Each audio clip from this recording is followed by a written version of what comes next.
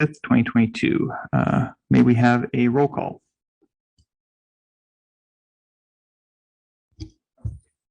Wait. Can't forget that. Commissioner Fields. Present. Commissioner Scissor. Here. Commissioner Ostrowski. Commissioner Kamkar. Here. Commissioner Craig. Here. Chair Ching. As such, Acting Chair Bookbinder. Present. Thank you. By way of introduction, my name is Adam Bookbinder. I am the Vice Chair of the Planning Commission. Tonight will be the Acting Chair of the Commission in the absence of Chair Stuart Ching. Has everyone had a chance to review the minutes? Are there any corrections? I have a point of clarification. I was not here physically last time, but I did view the proceedings online in full. So can I vote or I should abstain? If in fact you reviewed everything online, you are now qualified to vote Okay, on matters that were taken up previously. thank you. Do I have a motion? I'll move approval of the October 11th minutes. I'll second. May we have a voice? May we have a vote? Commissioner Fields. Aye. Commissioner Scissor. Aye. Commissioner Kamkar. Aye. Commissioner Craig. Aye. Acting Chair Bookbinder. Aye. Director Eastwood, do you have any communications, agenda modifications, or postponements to notify the commission of? We do not. Okay. This is the point in our meeting where any member of the public may address the commission on an item not on the agenda. You may speak up to 5 minutes. The Planning Commission may not take any action today. Would anyone like to speak? Do we have anyone online? Okay.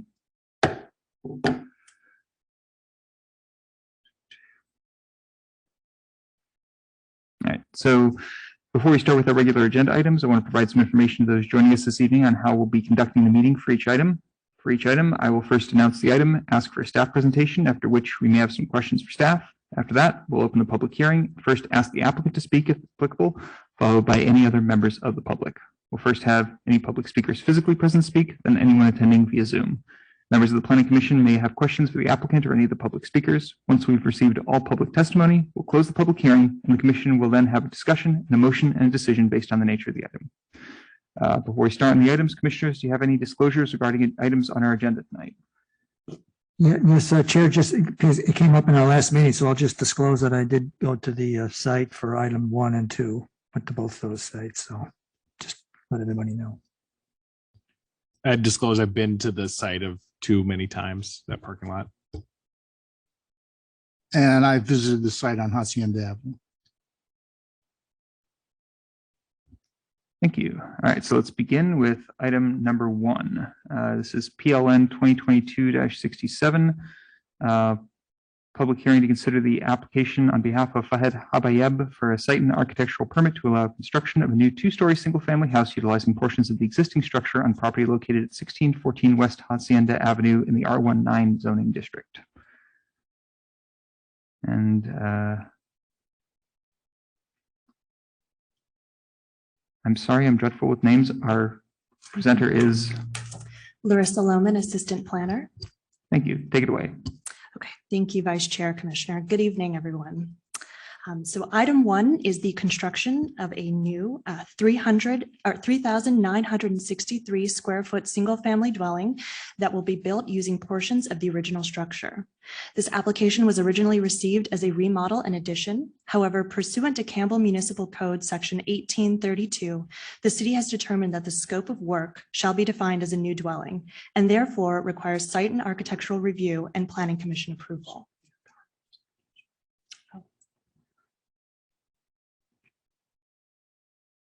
Let me troubleshoot my PowerPoint.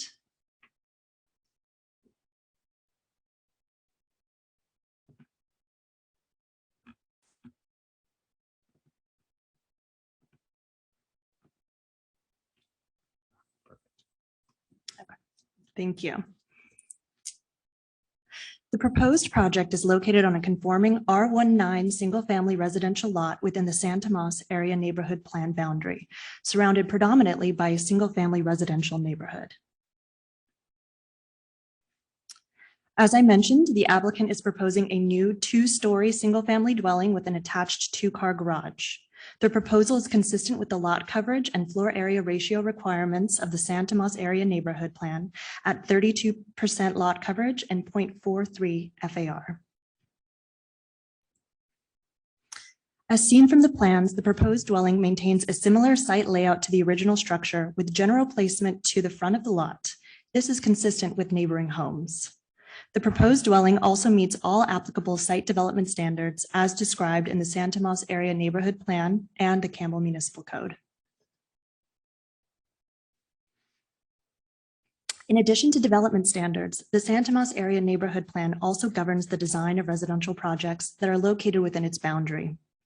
Specifically, it calls for more traditional architectural features and simple building forms, which you can see are represented in this project.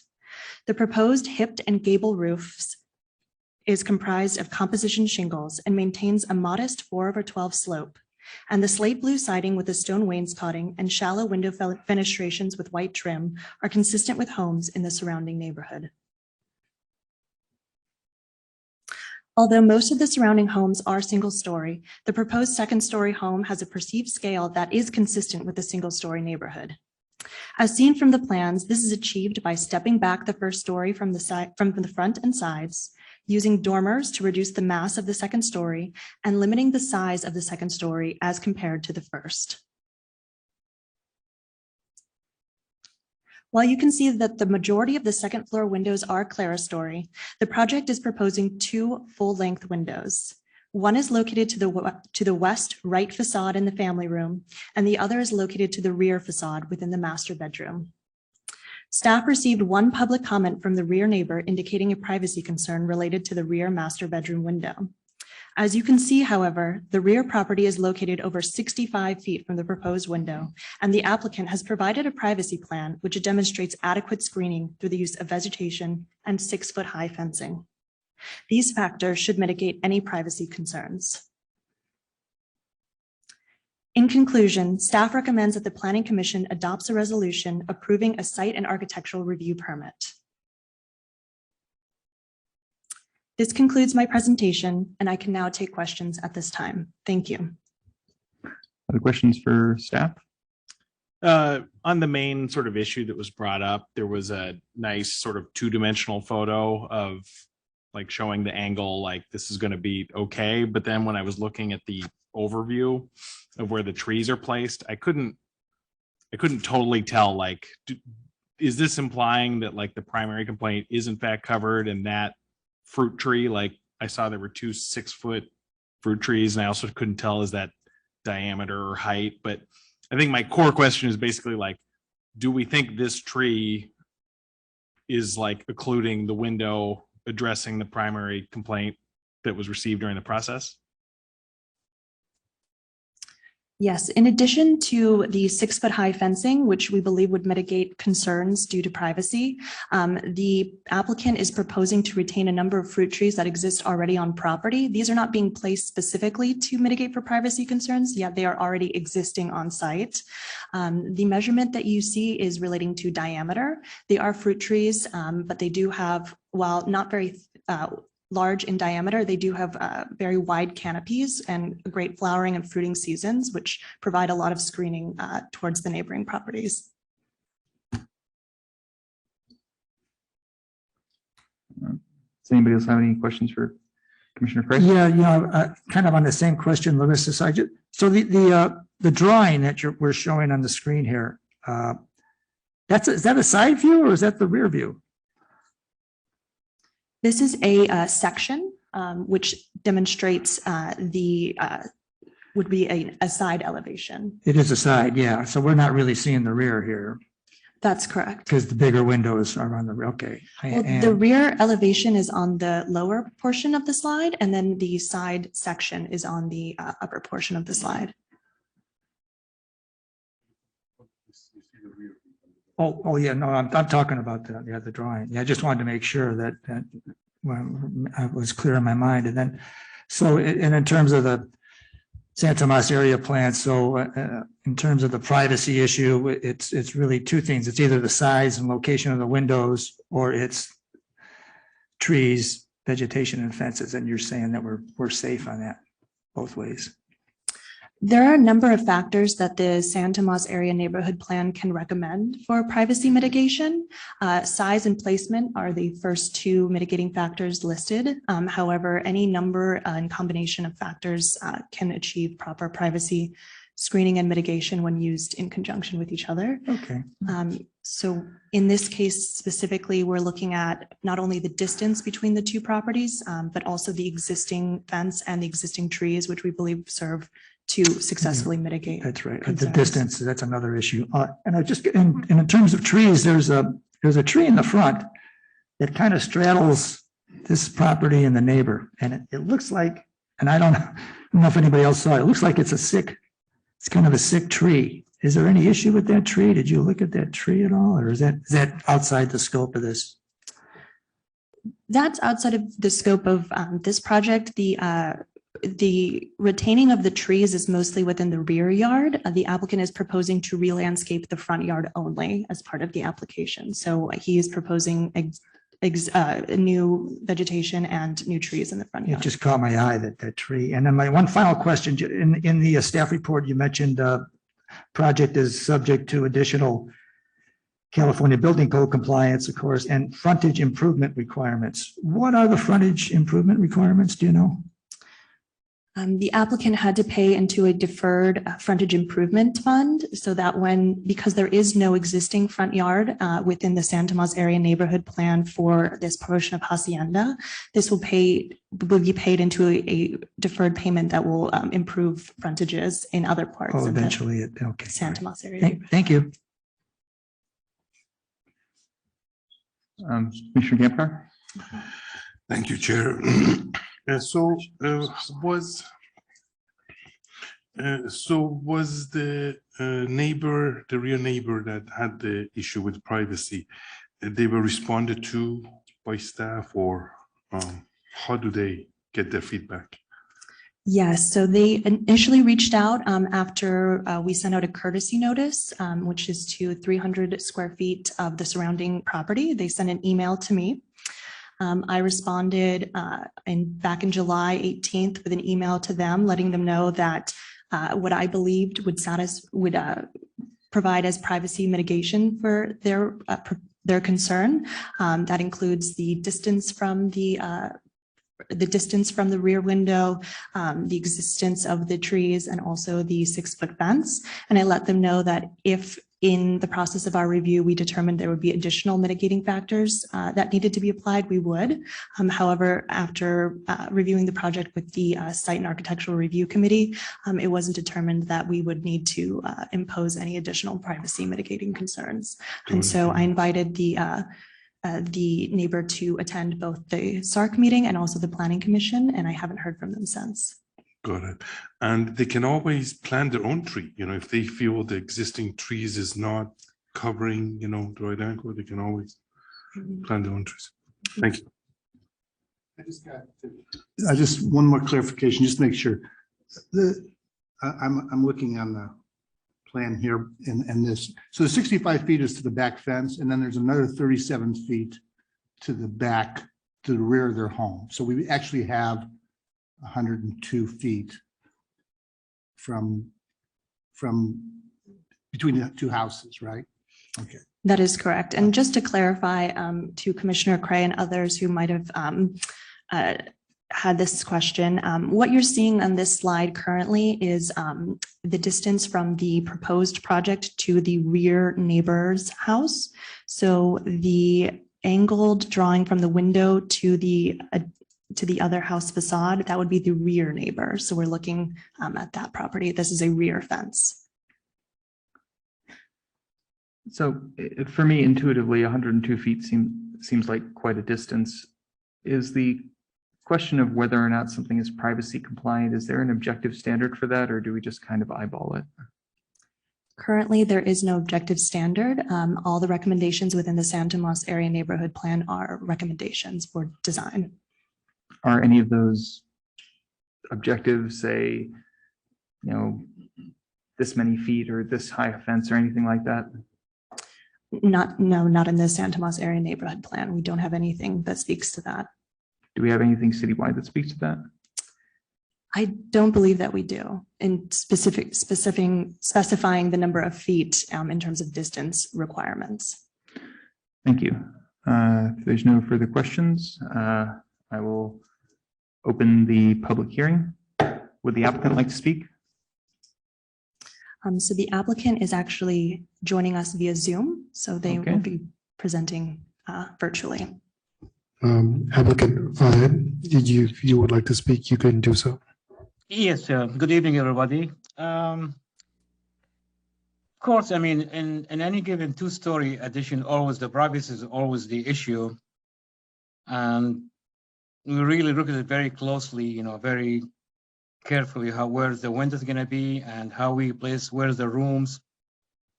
So the only really windows that looking at the neighbor was the master bedrooms, and these are like kind of egress, fire escape windows. But other than that, all the other bedrooms looking at the front. So we avoided having windows from the side, looking at the side of the neighbors. This is the main things I want to say, that we really look carefully about the privacies.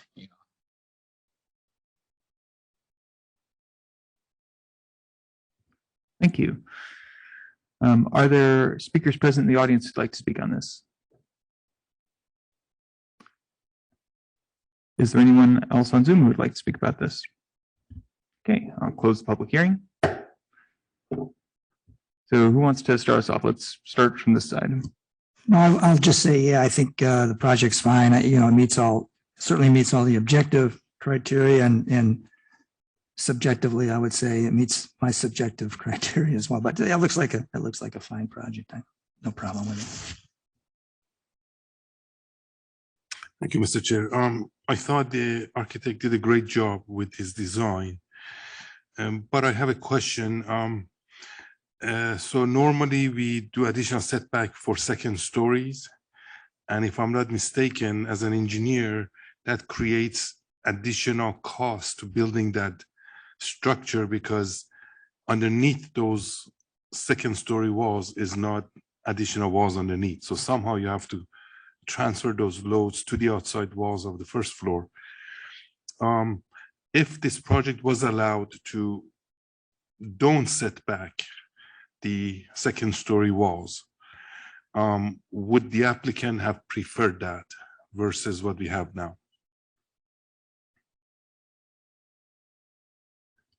Do I have to reopen the public hearing to ask the question? Just I want to mention one thing. Actually, there's a solution for that. Usually, Please, sorry. Reopen the public hearing. Go ahead. Go ahead. Sorry to cut you off there. Please go ahead. You want me to re-ask the question? If you want to, you don't have to. I just whoever was speaking online, I didn't quite see. Architect, do you want me to repeat the question, or? no. If I may say, there's a solution for when you have a stepped second floor away from the main floor, which is really you run the floor joist all the way to the first floor top plate. Then the second floor will be like kind of sitting almost like above the first floor. So the roofs will be like kind of void in the side, but the actual second floor sit in the first floor walls. Well, it sits on a beam rather than on a column, right? It sits on a beam. No. Actually, the floor joist would run all the way to sit in the first floor top plate. So you have like kind of an unused floor from the side, Right. Okay. So my question was, so you would not have preferred for those a second floor wall and first floor wall to be. Yes, yeah. Actually, it look better when you step down step in the second floor from the first floor. So it doesn't look like a kind of one solid mass, I see. you know, but give it kind of more architecture, articulation, more style, you know. Okay, thank you. Thank you. Close the public hearing.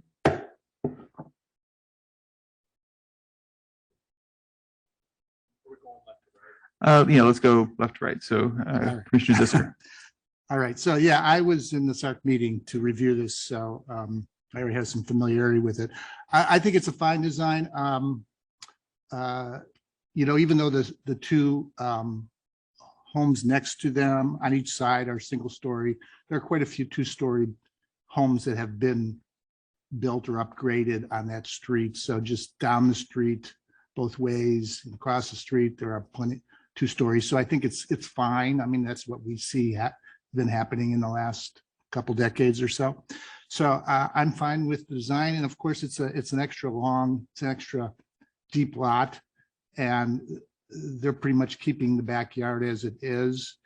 There's nothing really going on there. And, with all due respect to the backyard neighbor, I mean, this is much more distance than you would typically find pretty much anywhere with two houses back to back. I mean, it more typically you probably have half that distance to the next house in the back. In fact, it's more distance than looking across the street to the house across the street. So, because you got 20, 25 foot setbacks plus the street width, it would be less than that. So it's like you'd be questioning the privacy of people with, across the street looking into their windows. So to me, it's not an issue at all, whether there's trees there or not.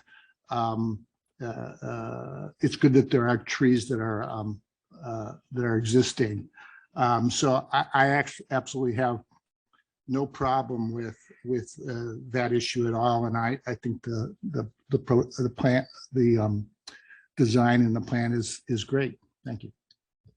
Yeah, just reiterating other points. Design is nice. Other homes on the block, like you said, similar size, so it doesn't, stand out as like an eyesore or anything. And all of my questions were answered. So no issue. I would just add that I agree with what Commissioner Zisser said about how this is more setback than you get looking across the street, and looking across the street, you also don't get a fence and a row of trees. I think that this is, if anything is privacy reasonable, then this is. I find the house architecturally pleasing. It's, I think, part of the gradual transition of most of San Tomas from single-story buildings to two-story buildings. And I also saw this at SARC, and we didn't see privacy issues there either.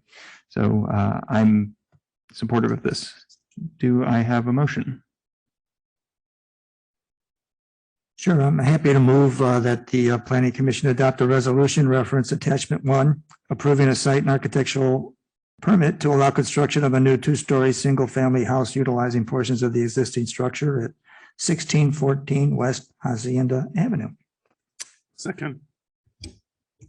May I have a vote? Commissioner Fields, Aye. Commissioner Scissor, Aye. Commissioner Kamkar, Aye. Commissioner Craig, Aye. Acting Chair Buckbinder. Aye.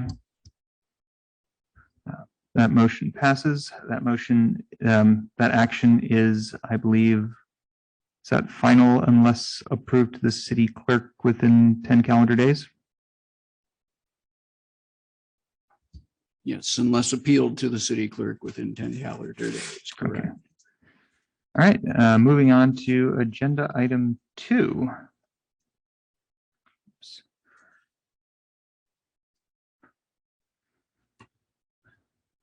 This is PLN 2022-85, a public hearing to consider the application by Tom Tarn, SGPA Architecture and Planning, for a conditional use permit modification to allow new medical services clinic use within an existing commercial building located 1640 South Bascom Avenue, Suite F in the C2 General Commercial Zoning District. I believe Planner Tam will be presenting. Also, I didn't didn't occur to me to mention this before. I live just shy of a mile away. I don't believe I need to recuse myself, but I'd like to at least mention I live not that far from here. Take it away.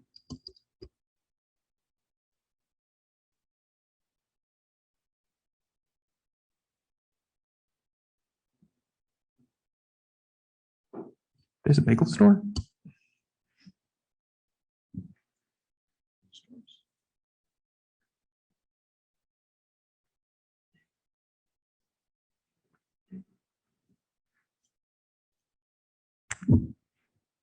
Thank you. Good evening, Commissioners. Tracy Tam, Associate Planner, presenting on item 2 this evening.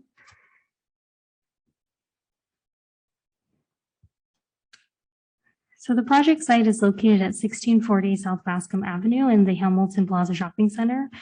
It's located right on the corner of Bascom Avenue, Hamilton Avenue, just shown on the slide there in the sort of yellow box.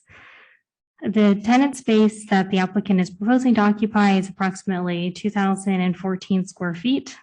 The project site does have a zoning designation of general commercial, along with a general plan land use designation of general commercial, which does allow for commercial activities along large arterials. The previous tenant to operate out of the tenant space was profiled by Sanford, I believe, but previous tenants have been a variety of personal services and retail sort of uses.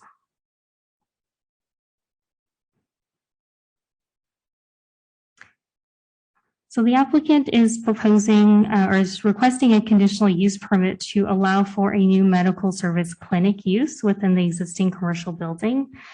They are proposing hours of operation from 10 a.m. to 6 p.m. Tuesday through Sunday, with an hour earlier and an hour later for staff operating hours. So staff is able to get in there, set up for the day to be able to serve clients starting at 10 a.m.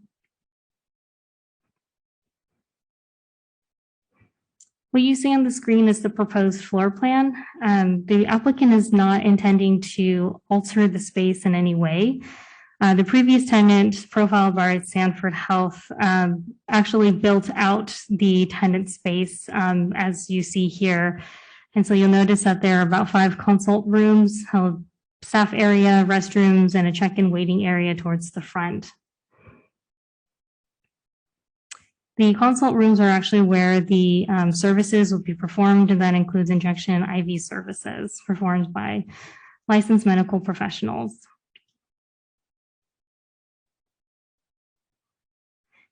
Staff didn't receive any kind of public comment on this application.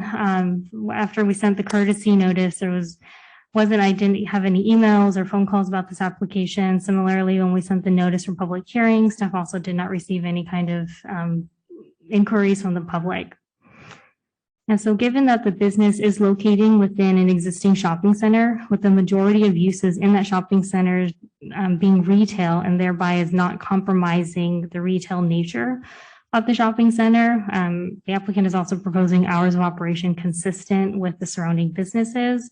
Staff is recommending that the Planning Commission adopt a resolution approving the conditional use permit to allow for a new medical service clinic use at the subject property. And that concludes staff's presentation. Thank you very much. Are there questions for staff? Let's start from this side.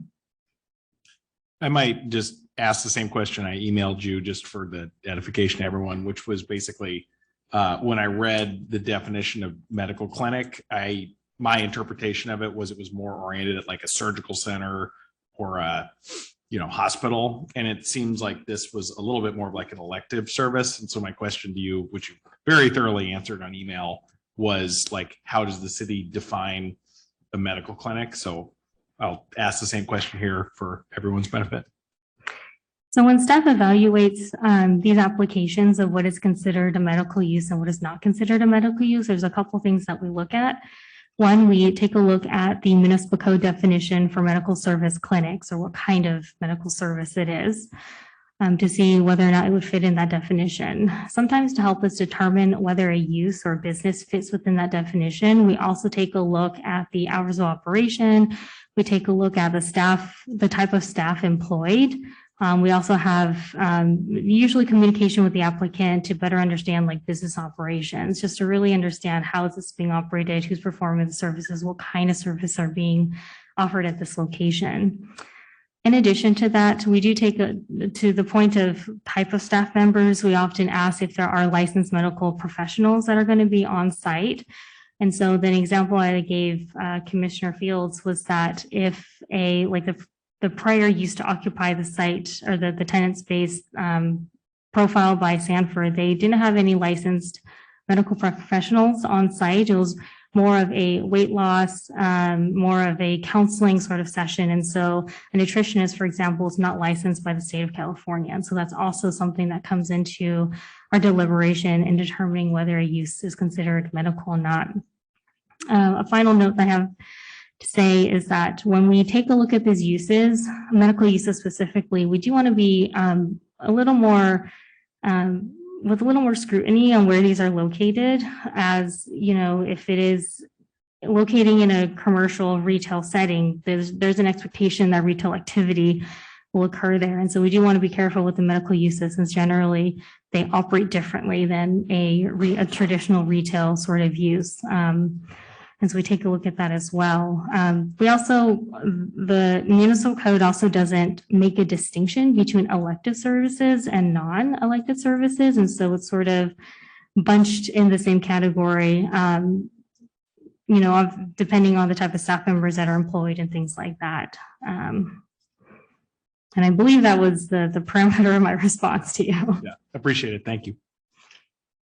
Can I just do a little follow-up on that? And maybe the applicant will answer this question later if you don't know the answer. And I don't want to offend the applicant or anything. And I looked up your website and I didn't know what a naturopathic doctor was. So I did a little research. Okay. So I hadn't heard of it. I know about osteopaths and chiropractors and others, but I never heard of a naturopathic doctor. So I guess my question is, I don't know if you know the answer to this, but they certainly do, is whether that kind of doctor is a licensed professional in the state of California. Correct. Yes. They are required to go to schooling for it. They are required to be licensed by the state of California. Okay. Thank you. Thank you. So, so besides the naturopathic doctors, what other types of licensed medical professionals do they employ? Do they employ PAs? Do they employ nurses? I don't know, CNAs, you know, I mean. Right. So I believe the other licensed medical professional that would be operating out of the location would be a registered nurse, which nurses are required to be licensed by the state of California. Sure. RNs. Okay. Yeah, you know, it was well answered, that question. Tracy had that same question about, you know, what has to get a CUP here, what's a medical use. I noticed the applicant said that half their clientele are appointments and half walk-in. I guess the number of appointments is not a factor in a medical, determining if it's a medical use that needs a CUP. It is not, because not to put them on the spot, but the previous tenant, they could have also offered appointment services only, just so there's expectation of one folks to come in, but that doesn't necessarily discern what's a medical use versus a personal service use. Okay. Yeah, no, it was interesting. It's kind of in a way too bad that we had to go through all this. On the other hand, we want to be fair for everything, and a medical use is a little different. But my other question would be, so I saw there's a sign on the door, and I guess this tenant was actually in that site for a little while, then they moved to another temporary location. Is that correct? So the tenant began their business at the location, but it was based on the business license review and conversations with the applicant. It was determined that it was not considered a personal service use. And so we did require them to come in for this conditional use permit and work with staff to make sure that staff understood the operations and to make sure the location was appropriate for medical use. okay? And that really leads to my final question is, so they moved out in early July, and here we are at the end of October, and you mentioned business license review and talks with the staff, but is that the reason that this process is because they haven't made any changes to the tenant space, so it still took quite a while. Was that just so the city could come to grips with this and research the use a little bit, kind of a thing?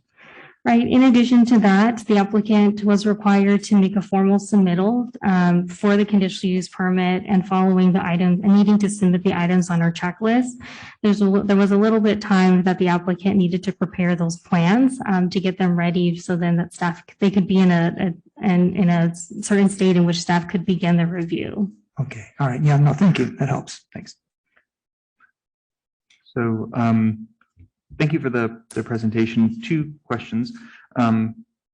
Why is this conditional? I understand that a clinic is conditionally allowed in a C2 zone. I guess, can you provide any insight as to why that is? Right. So it's, as you all come to know, the medical service clinic use is decently encompassing. So it not only includes facilities like this, but it also includes like dental offices. It also includes outpatient care, surgical care. And so it's sort of lumped into one use category. And so the reason why it's conditional is that we do need to evaluate the land use compatibility of the medical service clinic use as a whole, as it applies to the context. One example that I can give is that, let's say a surgical center, or let's say a use that has a lot of ambulatory services may not necessarily be appropriate in a commercial retail setting, just because the operations are a little bit different. As similarly as it may not necessarily be appropriate in such close proximity to residential uses, just with the noise impacts, 24-hour sort of operations. And so given that the use category encompasses surgical centers, outpatient centers, and also dental offices and uses such as this, we do need to make sure that the land use compatibility are any kind of, we're not going to cause any land use compatibility issues with adjacent properties. Okay. Basically, we don't want a surgical center in a strip mall. Yes.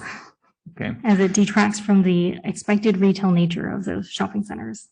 Okay. And just for context, there is an urgent care clinic in the same strip mall. Yes. Correct. Yes, there is a Carbon Health closer to the Wells Fargo building on the site. And they were also required to go through this conditional use permit process. Okay. And those are all the questions I had. Open the public hearing. Would the applicant like to speak?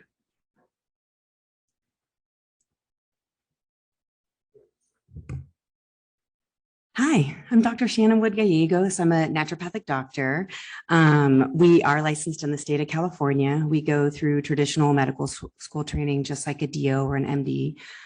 4 years in the classroom. We do just as many clinical hours as a medical doctor, and we do sit for licensing and board exams to be licensed. So I consider myself a family practice doctor in the state, and that's usually how we operate, not as a surgeon.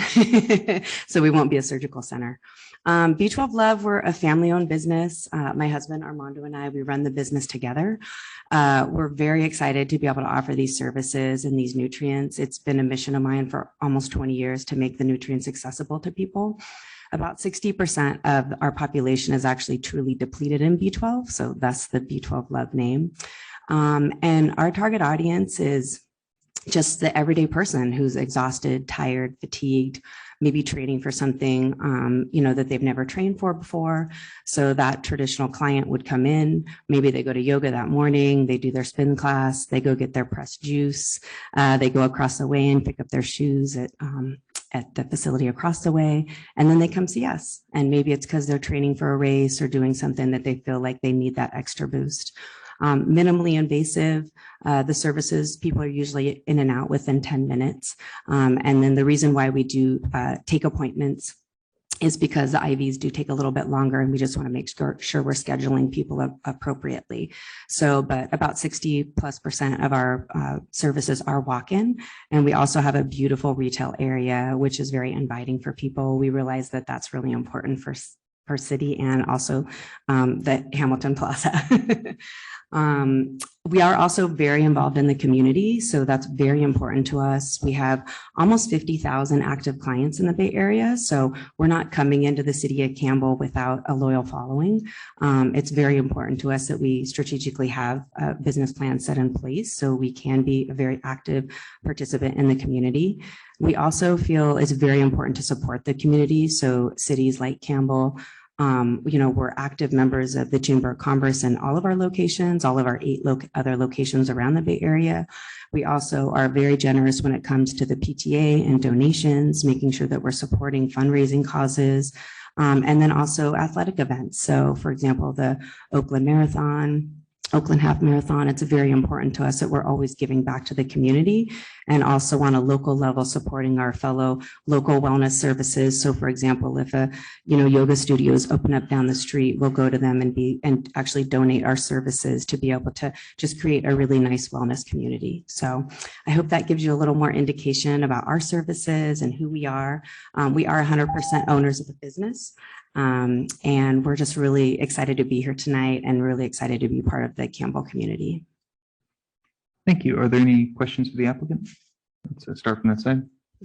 Yeah, just as you mentioned, it's in the report, you have eight other locations. Are any of the other locations in retail centers? Most of them are downtown. And did you need settings. the CUP process for the others? This is the first time we've ever had to go through this And process. you did not know when you went into the building that you needed to do that? No, we didn't. And shouldn't your real estate agent or landlord or property owner should have said that to you? Yeah, that would have been helpful. Well, I guess I'm just hoping that you didn't have to bear the cost of the temporary space for 3 months. It seems kind of like it we've wasn't had your fault, but that's not the issue. We've had I to was bear just a lot of curious cost. if it came up before. Yeah, we are in traditional retail settings Okay. because our services are walk-in and we don't accept any insurance, so we're a cash-based practice.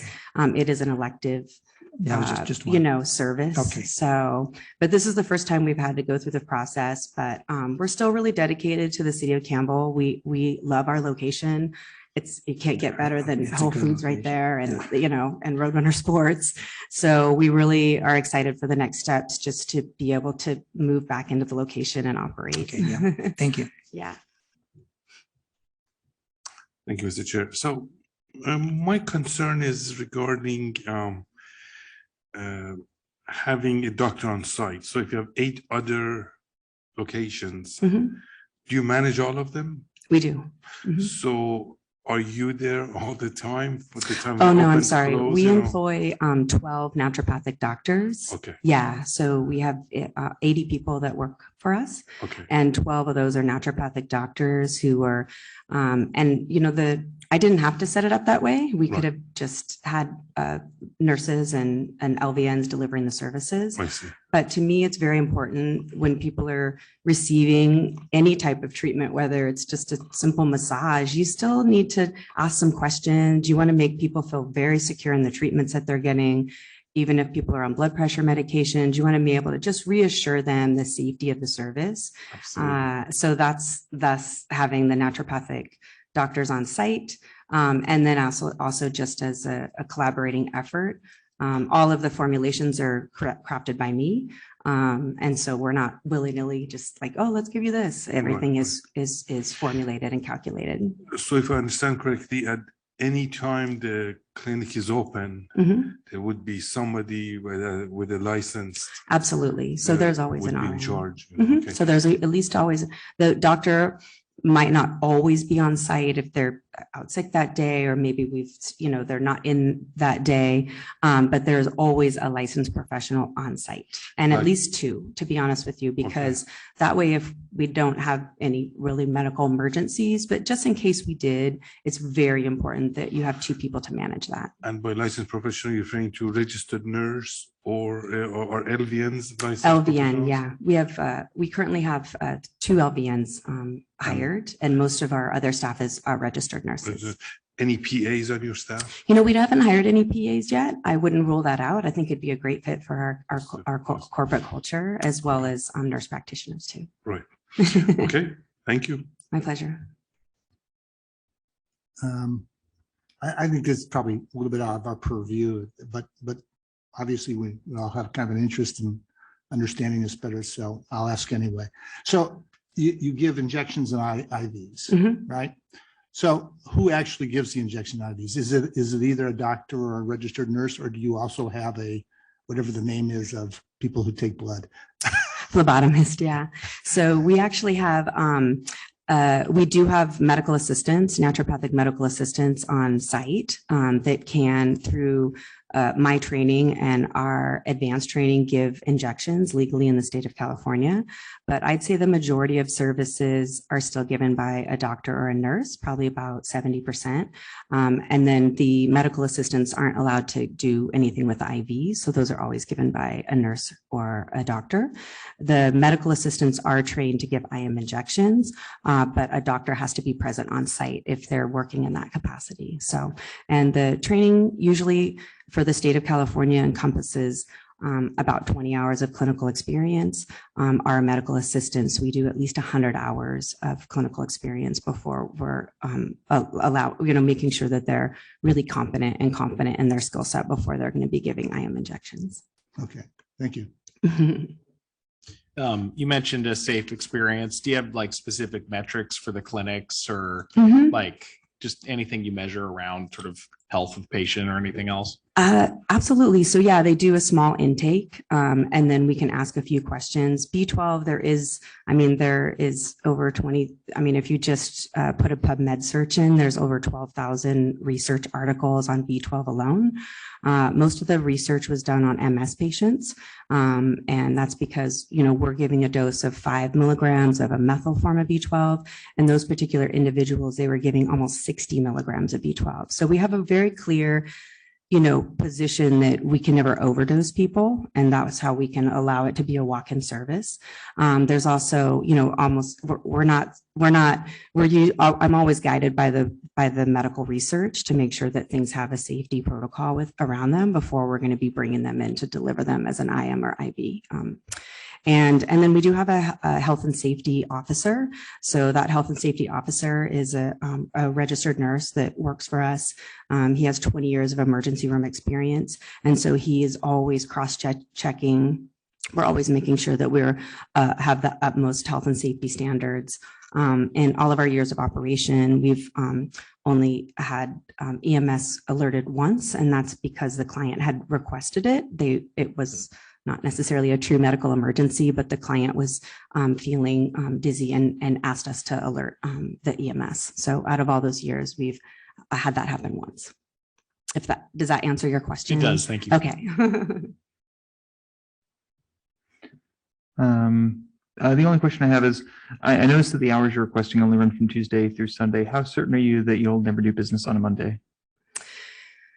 We're not 100% certain. I do really like the Monday off, just so our staff has a day off, to be honest with you. And we have 4 young, small children. And so it allows us to actually have a day off as well. Also, that day we always come in and do a deep clean in the office. So that's when we have our team come in and do a deep clean of the facility. We're also always, through our B12 Love University, doing education and training. So it allows us to be able to educate our staff, train our staff. But we do realize Monday is, it's the start of the week. We realize we're losing out on revenue when we're closed on Mondays. So that is something we'll consider. But I think thus far, it's been a nice break for us to have that one day. Also, if we do need any repairs or to have something fixed, we can always do it on that day as well. I understand. The concern I had was that if you ever do decide to extend hours to a Monday, that you would have to go through this process again to change the conditional use permit. Also, I wanted to ask staff, if they're doing cleaning on a Monday, do they have to have office hours set up for that day? Correct. And so it would have to be amended to say Monday through Sunday to allow for the cleaning activities and other activities in the office to occur. Mm-hmm. Okay, so we should, was that something you were planning on doing? I have Armando speak to this one.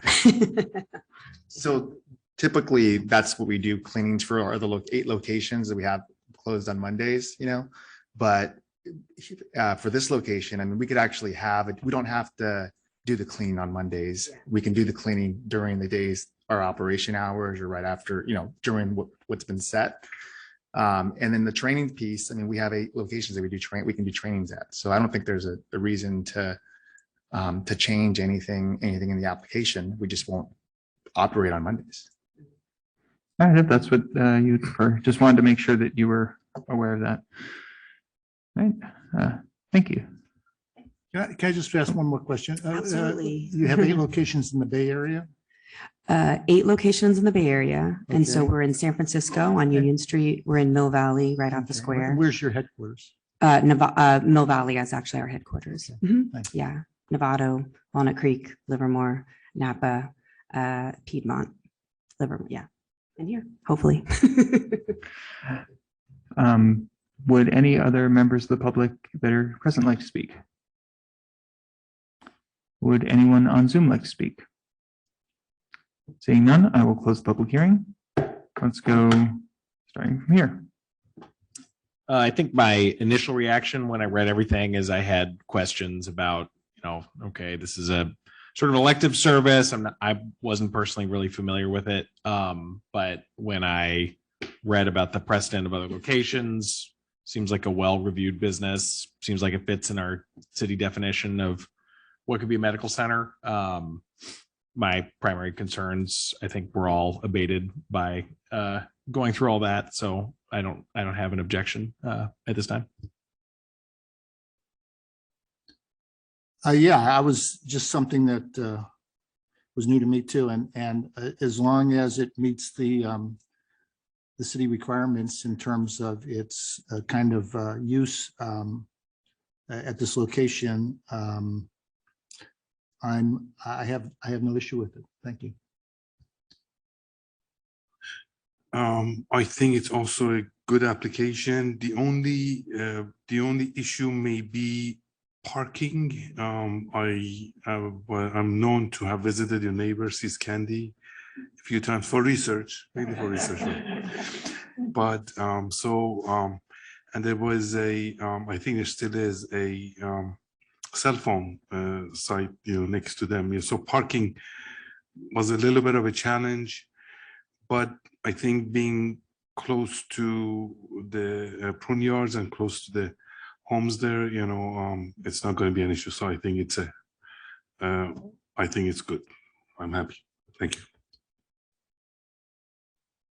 I'm not sure if I should take Commissioner Campcrow's cookie away from him. I'm not sure.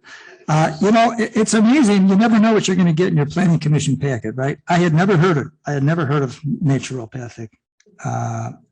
So I went online and it was really interesting.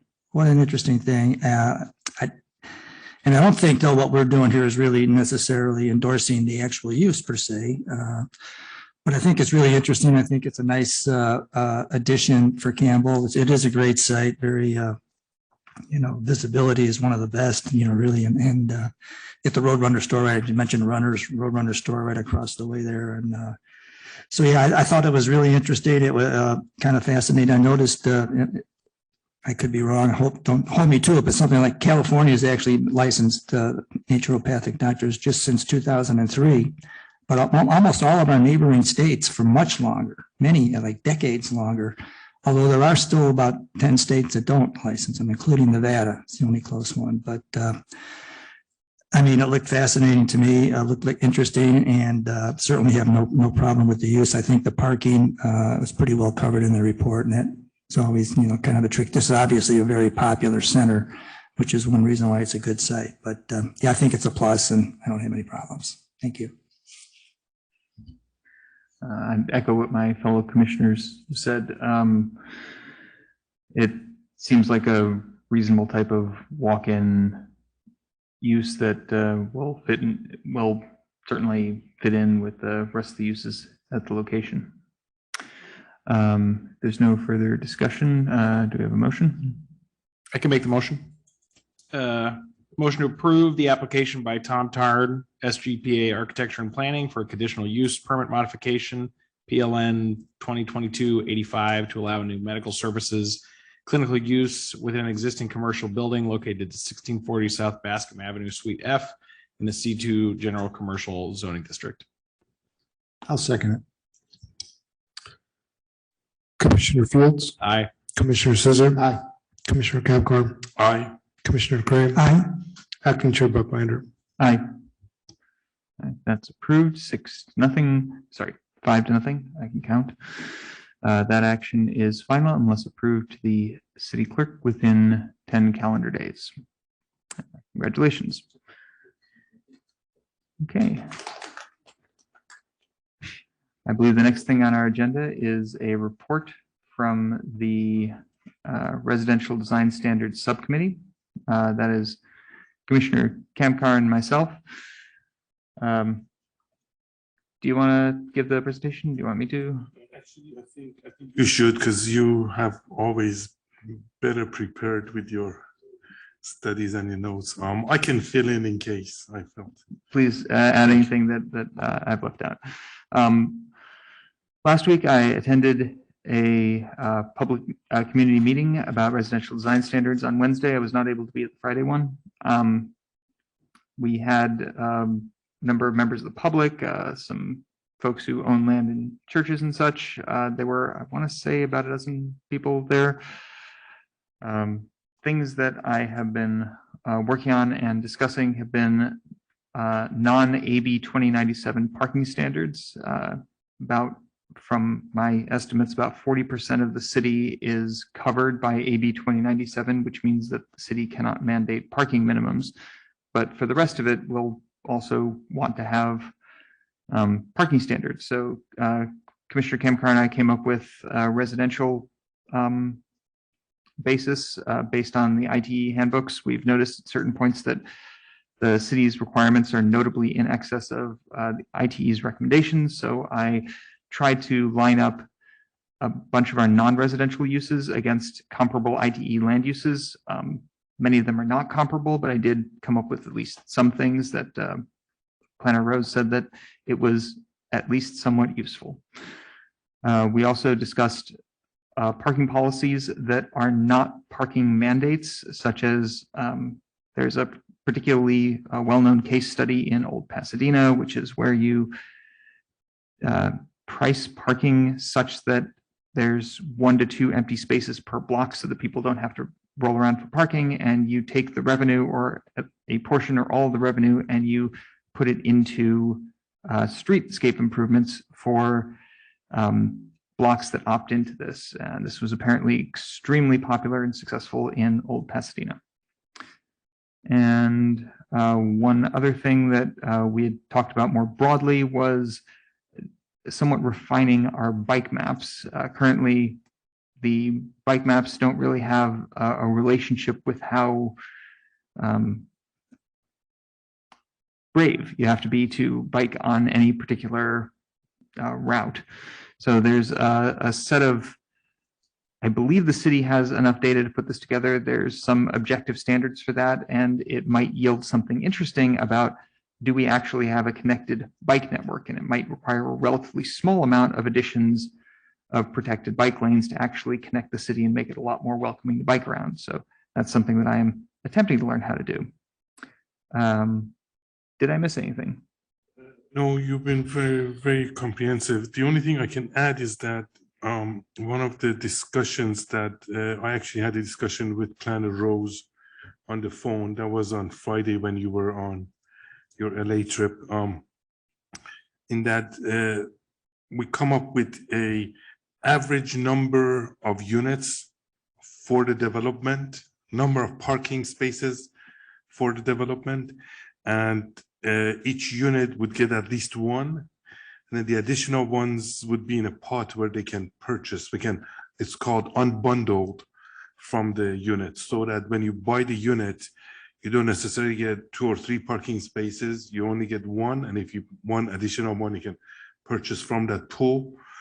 And then the only issue was, should we make this unit dependent, meaning that a studio unit versus a 3-bedroom unit might get different allocations, and of course that would make sense.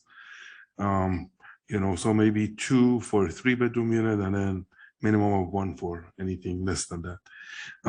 Just so that we don't force the developers to build more parking that they think they need. If they choose to build more parking, that's up to them, but so that we don't, it's so that we don't wag the tail doesn't wag the dog, the dog should be wagging the tail. Very much agreed. Yeah, just to tag on to that, this came up a lot in terms of what kind of parking is actually needed and how parking policy tends to be very things tend to affect each other. So for example, if you have free on-street parking somewhere and you don't require parking in a structure, everyone's just going to park on the street. If you have a ready supply of free parking, you start charging for it, nobody's going to use that. So that's got to be part of it. Oh, and one other thing that came up last Wednesday was questions of adjacency and how to handle that. And I foresee that being a significant topic of discussion on the upcoming November 1st joint meeting if we're discussing any policy as opposed to just talking about getting an idea of what's going on. And I think that's all that I have there. Do we have a report from the Community Development Director? Could I ask a question on that? Sure. So because I'm still fairly new, so the parking, standards that you're looking at, like, what is the process for which that goes into the residential design standards? And I'm still not, I don't know, does the Planning Commission ultimately approve that or influence it? Like, I don't know totally how that whole process is going, so I'm just interested, like, a little bit more of an overview of like where that might go. I could give you my understanding of that, but I think Rob should answer that question. Happy to. So we are working on a lot. So we're finishing up a general plan update, working on the housing element, and the third tier down is doing an update to the zoning ordinance and the objective design standards. So to your point, Commissioner Fields, the research the subcommittee is doing, it was two points driving this. One, it was listed in our housing element as on our work plan as a barrier to housing to require too much parking, revisit those standards. And two, as we develop these objective design standards, you really do need to know the assumptions on parking.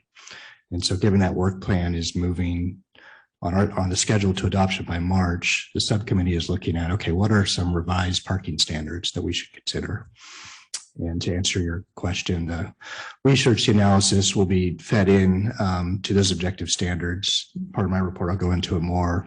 You'll have a first review and feedback point in November on the parking standards and a bunch of other issues. But again, the point is, as the objective standards are developed, it'll have revised parking standards and other development standards within it. Got it. That answered it. Thank you. So yeah, I just have a comment question. So first of all, the 40% that you came up with, is that based on the assumption that our bus transit fits within the 15-minute period? or is that what your assumption was? I think I did a real back of the envelope thing. I think that may be an underestimate. I took the three, so we have three light rail stations and half-mile radius around each of those. That's clear. There's a little bit of overlap, but at the same time, a little bit of the, I want to say Bascom station, the half-mile radius around that also is in Campbell. And we also have the intersection of the 26 and 60 buses. So 40% is a real back of the envelope number. All right. Okay. So, yeah, I mean, to me, it's like interesting in looking. I mean, I was thinking about it kind of in my head, the like what does affects the new law, and in looking at and thinking about the map we have of the housing element parcels, that it seems there's a big overlap, right? I mean, it's primarily will affect all those parcels because they're up and down the major corridors, essentially, right? I mean, we got this whole section of the south part of where there's actually no bus transit. So in theory, you could build all these things without any parking is what it comes out to. Most of what we have in parcels would not require parking, is my gut sense if you were to do the numbers.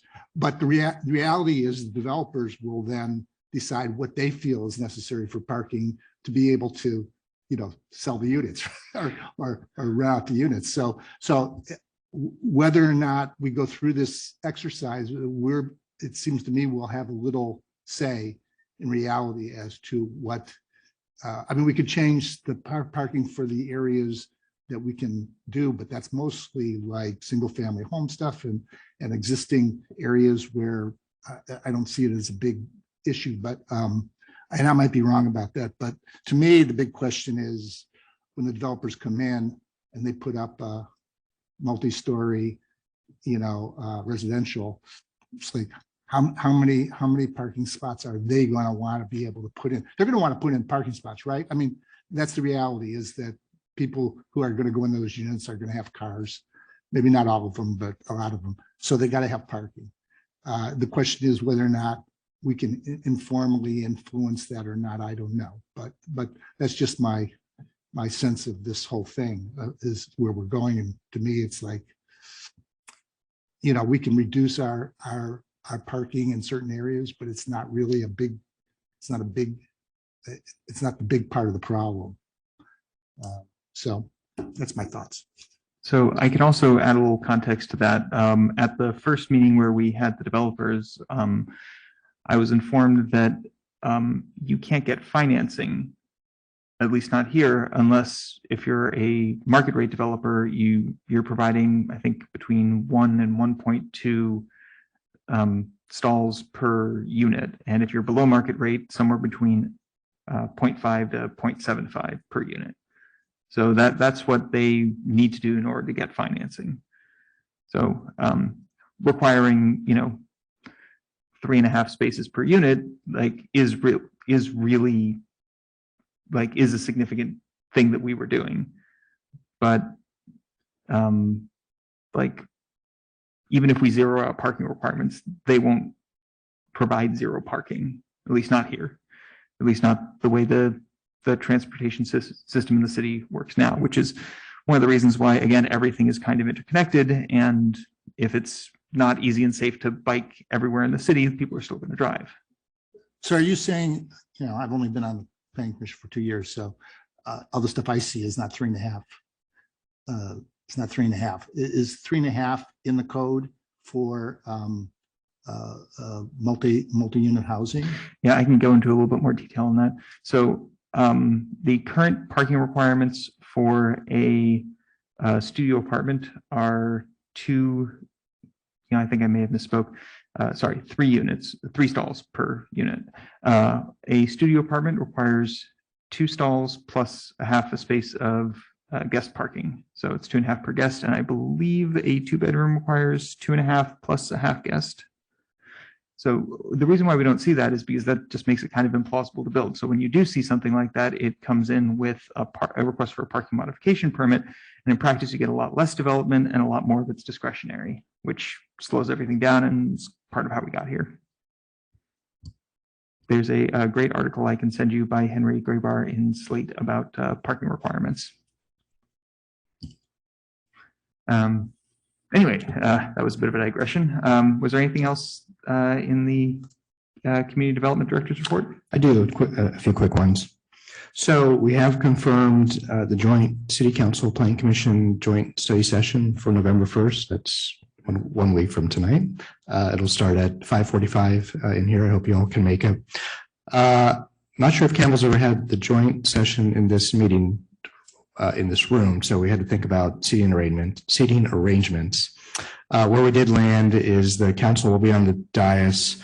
We will have the Planning Commission at the table right over to your right, and we'll set up some microphones, have a camera working with IT pointed there, and you'll have access. There's a screen over there also. So just wanted to know as you walk in, the first question might be, where do I sit?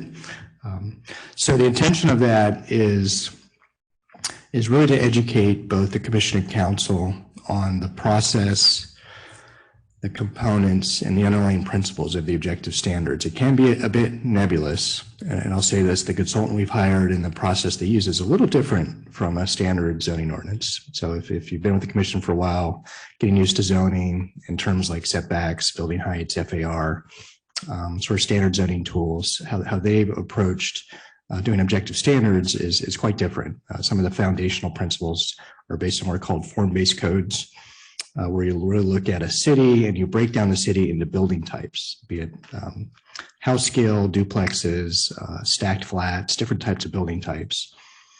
And they lay out those building types that a city can use to prescribe for new development going forward. And the real discretion is in how you designate how those building sites would be allowed on certain parts of the city. So that's probably the most simple way I can say to explain it.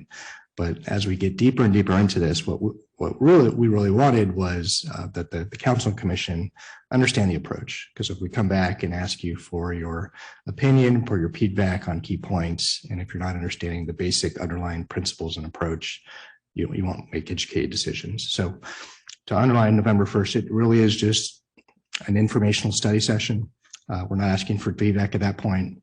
It's to educate both bodies just on everything you need to know when you come back a week later and start getting the draft standards and we asking you for feedback. So it is purely educational. How we'll be setting up, we've been working with the mayors, probably about 40 to 45 minutes between staff and consultant presentation. And I believe that the mayor's landing at between the 5 council members, 7 commissioners, probably roughly about 3 minutes allocated to ask questions, just to keep the meeting within the hour-and-a-half time parameter. So that was the first. I'll stop there if there's any questions on that. And I just want to give you an update on the housing element after that. Are we getting any like pre-read for that, or is it all going to be covered live? We are, sorry. The reason you might be seeing Tracy Tired, her and Steve Morez have been working hard on a staff report, which we just estimated and should be published Wednesday, Tuesday, by Wednesday, Thursday. So you'll have a staff report ahead of time. Chair. So thank you for mentioning education so many times, because that's something I wanted to talk about. You know, I had the, I would say, honor of attending the planners conference. This is all the planners from state of California converging in Orange County. 4-day event, you know, and learned a lot. And one of the key points that I learned, this is from HCD staff telling us, commissioners, is that staff is looking to you for directions. Okay, so we're not just here them telling us this is what we recommend. We say yes, yes, yes. They're looking for us for directions, and so we need to be educating ourselves, not just waiting for staff to educate us. We need to be reading the new laws that are coming out. We need to understand things so that we can do our job properly. And you know, I appreciated that reminder, because after you do a job for some time, you sort of forget the basic tenets of it, you know. And so, you know, we shouldn't just wait for like next week to go through the education. If you have time over the weekend, you know, hit the new laws, hit the books, you know, and, you know, just a little commentary. Sorry. Okay, and just one update on the housing element. So we did submit our housing element to the state Housing and Community Development, HCD, back in April 5th. They do have a 90-day review period. Their comment letter is due to us on November 4th. We have had 3 video conference calls with HCD staff. They've been very open on reaching out to us, giving us initial feedback, and providing constructive comments. I provided a briefing to you before. I'll provide a little bit more information. They put generally things into 2 buckets. One is asking us for a bunch of technical data, which wasn't clear in the document or would just help them answer questions, bucket 1. And then bucket 2 was, here's some constructive feedback on policies and programs you probably need to expand more or explore more. For bucket 1, they've offered to Campbell, if you could provide HCD this information, it might avoid HCD having to put all of this in their letter, which is impending on November 5th. And given it's purely factual information, we believe it's worth the effort to give it to them so we can use the time after November 5th just to focus on the big items. So as of tomorrow, we will be providing, again, just technical data HCD. Under the state law, if you do any draft revisions to the housing element, and this is a type of revision, even though it's just technical information. You do have to post on your website and notify folks on the interested parties list. So we will be sending that information out tomorrow. But again, it's not substantive in our mind. And again, information that just helps HCD better understand the data that's in the housing element. So wanted to let the commission know of that. And then finally, post receipt of the letter on November 4th, which we'll distribute to the council and commission. We are planning to come back to the council, commission and council in late November to review the HCD letter and staff and the city's responses, and B, come back to the housing opportunity sites. The intent was in the fall, winter of this year to take the number we started with, which was 6,500, look at if there's opportunities to refine the housing sites to pick the best sites, which might have a lower number. So both of those things will be for the commission council in November and December of this year. First meeting before you, I believe we're targeting for November, I believe it's 22nd, it's the Tuesday before the Thanksgiving. And with that, I have nothing further. Thanks. Just one follow-up question on that. I was under the impression that HCD was leery of us reducing our sites inventory. There was initial feedback. So we had taken a holistic approach, which said, look out the city, pick a broad number of sites, include them conceptually in the housing element, and then go through the environmental review process. See if there's issues, whittle them down, go through the public review process. If there's issues, sites, whittle them down, get developer feedback, get property owner feedback. We were very transparent with HCD that the initial 6,500 units was a starting point, and we intended to come back and find the best sites. Their initial reaction, which was a little surprising verbally, was we do not want Campbell, we don't look favorably on Campbell reducing housing opportunity sites. To which I said we'd like the opportunity to discuss more. Again, in my mind, I think the city's mind, we shouldn't be penalized on different means to get to the same ends. And I'll just say for context, a lot of my colleagues in other cities have cities starting at a lower starting point, say 5-10% over the arena, and probably through deliberations are moving up. And so I don't think Campbell should anybody be penalized by being more holistic and broad and then picking the best sites out of that. So there's more to come. We'll see if they put that in their letter. But to confirm your question, Adam, they did bring that up. Thank you. I believe that brings our agenda to a close. I just ask a question before we close out. On the inventory list, you were actively talking to landlords to find out how likely they would be in terms of redeveloping. Have you finished that, or is it still open, and are you still continuing to fill in, reach everybody? I think we've done 2 pushes of emails, written letters to owners. I can't think of we've done anything new in the last month. We are always open to feedback. One small difficulty with property owners is you usually do not have an email address. You'd have to find a physical address from the county assessor. So, and sometimes if it's an absentee owner through a limited liability corporation and out of state, getting to the owner is a bit harder. But we haven't done at least 2 pushes to try and contact property owners to get feedback. We have 3 buckets. One is owner interest in developing the site for housing. Second bucket is no response whatsoever. And then we have a handful of sites, which they've come back and said, we have no interest in housing. Okay. So with that, I will close this meeting. I'll see everybody on November 1st.